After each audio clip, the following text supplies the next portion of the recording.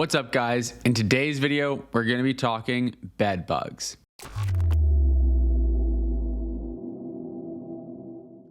As you may have noticed, I've got a slightly different background than I normally do, and if you've been super attentive, you'll notice that I actually switched to a different background as well a couple of videos ago. And that's because I'm traveling right now, and I traveled for a few months to a city to stay in where I booked an Airbnb. And when I got into that Airbnb, after the first day, we had an unfortunate realization that there were in fact bed bugs in the property. And that's the bad news. It means I'm staying in a hotel for a few days. But the good news is that this host actually just so happened to put on a masterclass in how to deal with this type of issue. And so I want to share with you from the guest perspective what to do if this happens to you, and then also from the host perspective what to do if this happens in one of your listings. So let's dive right into it. Obviously, this is a bit of an icky topic to talk about. No one wants to imagine having bed bugs crawling around in their bed or the bed of the property that they host or own or manage. But the reality is these things sometimes happen. I will share that this property was a relatively new property, super clean, impeccably maintained when we got in. It's not like we were staying in some budget place that was likely infested, that was really dirty or unkept. These things do just happen. Sometimes there's a level of inevitability to it. For example, if someone that stayed at that property had previously stayed in a place with bed bugs and just carried them over, then there's not a whole lot you can do. The bed bugs in this particular place were hiding in the bed frame, not even in the mattress. They weren't visible anywhere.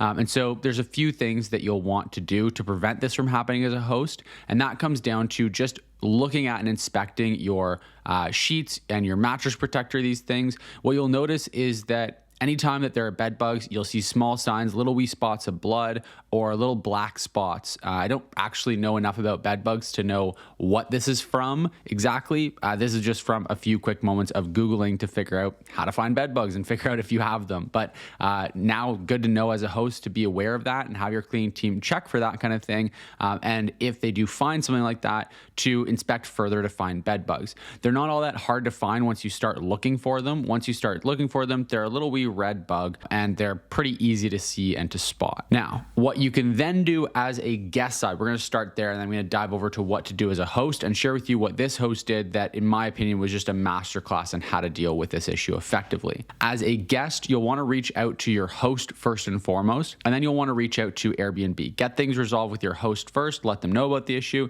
then reach out to Airbnb so that you can go and get accommodated somewhere else until the issue gets dealt with. Now, I was told by Airbnb that sometimes this process of eliminating bed bugs can take a really long time, up to 20 days, they said. In my case, the exterminator was in the very next morning, dealt with the issue, and I'm 3 days in a hotel and then going to be back over to the property. Now, one thing that is super, super important to discuss with Airbnb is whether or not you want to cancel the reservation. Airbnb will by default want to cancel your reservation and then also suspend the host listing. Now, for me, because the host dealt with it so well and they were all over it, I definitely didn't want their listing getting suspended. I've been through that myself as a host, and I definitely didn't want this impact on the host, especially because I had booked with them for 2 months. So it was pretty much guaranteed that they were going to get the issue resolved by the time that I checked out and another guest would potentially check in. So there's really just no need to suspend the listing, which is why I asked Airbnb specifically, please do not suspend the host. And I also asked them to please not cancel the reservation. I didn't want to be scrambling last minute to find a place to stay for an extended period of time. And so I just asked them to hold my reservation, put me up at a hotel for a few days, which Airbnb agreed to do. Now that's an important one as well. You'll want to ask Airbnb to comp you for the hotel stay because obviously that's part of the protection that you get as a guest staying on Airbnb. And then you can go back and continue with the rest of your reservation, which is exactly what we're doing. The host has now completely resolved the issue. They had the exterminator go in there.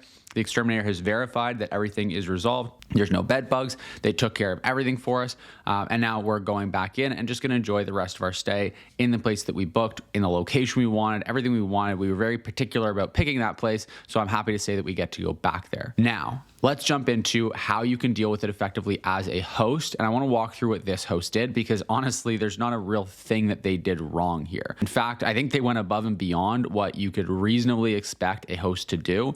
But basically, basically I called the host and within minutes they were there at the property to check it out for me. Now that is a luxury of them being, they live right next door basically. So they're very, very close by. Now that's obviously not an expectation for every host because a lot of us host remotely, but getting someone to the property quickly is going to be really important, especially with this because it happened in the evening that we noticed it. And then we had to figure something out before we actually went to sleep because we'd have to find out some other kind of form of accommodation and get this kind of resolved relatively quickly.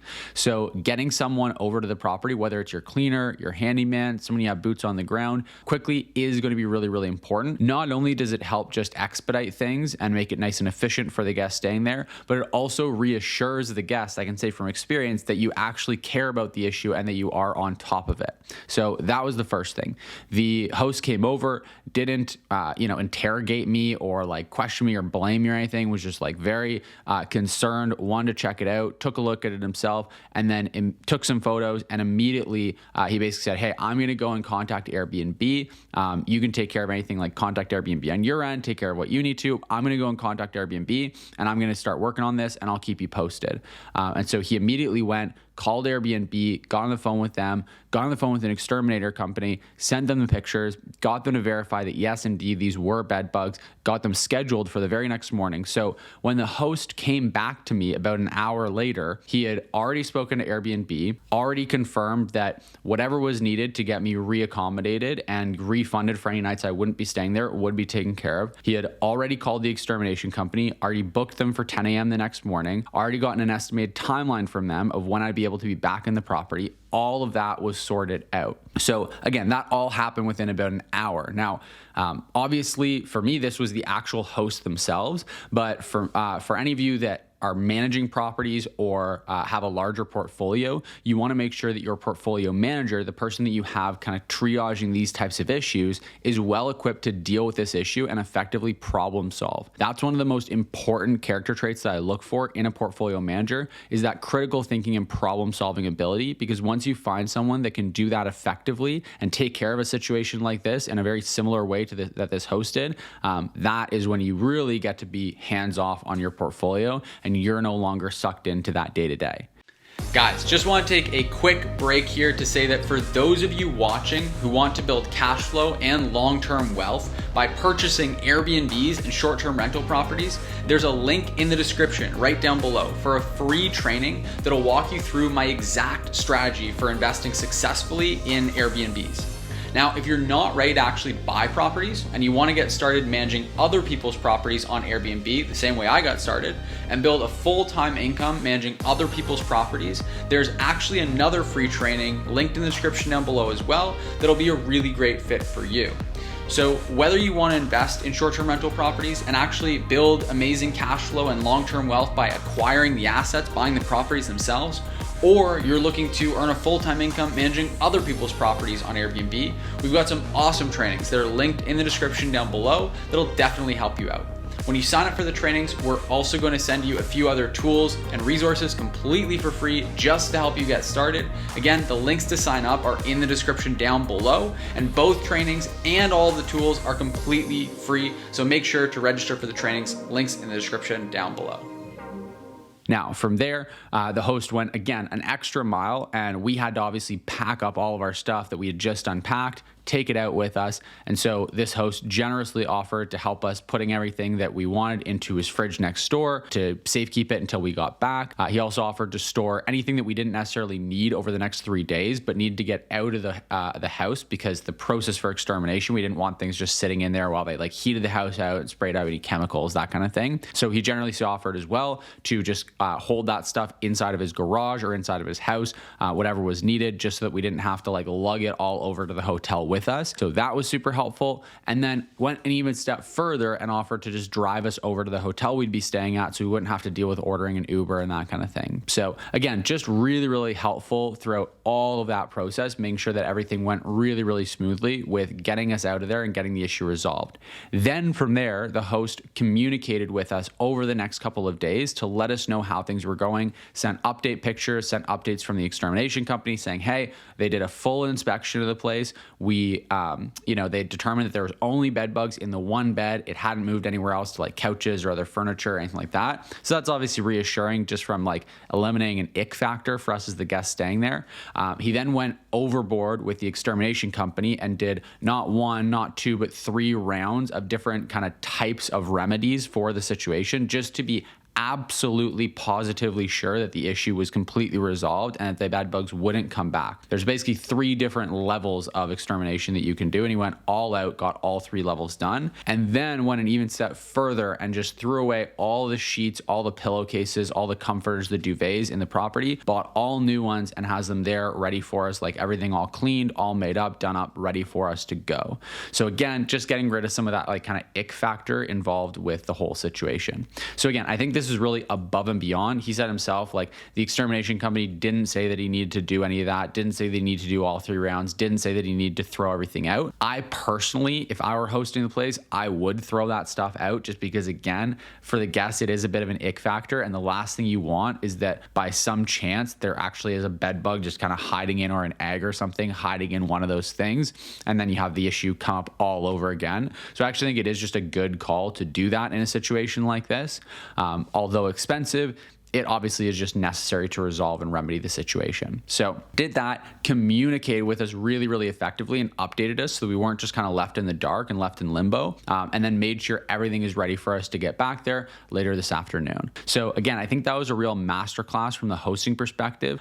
He managed to maintain the reservation. There was a 2-month reservation, so that's really great. We wanted to stay with him, and if you had handled it really poorly, then obviously you could have lost that reservation. That's what Airbnb wanted. That was their first gut reaction.